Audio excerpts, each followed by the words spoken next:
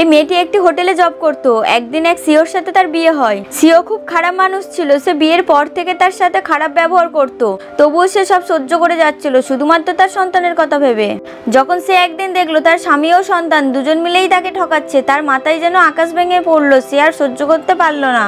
সে সিওকে divorce দিয়ে চলে যায়। এদিকে বাচ্চাটা তার মাকে ছেড়ে বাবার গার্লফ্রেন্ডকে বেশি পছন্দ করত। মা চলে যাওয়ার খবর পেয়ে মেয়ে বাবাকে বলে, মাকে আর ফিরিয়ে আনার দরকার নেই, আমরা ওনাকে ছাড়াই ভালো থাকবো। মেয়েটিও অন্য এক জায়গায় জব পেয়ে গিয়েছিল, কিন্তু মা মেয়েকে ছাড়া থাকতে পারছিল না। তার আগের কথা মনে পড়তে থাকে যে তার ননদরাও তাকে অপমান করতে ছাড়েনি।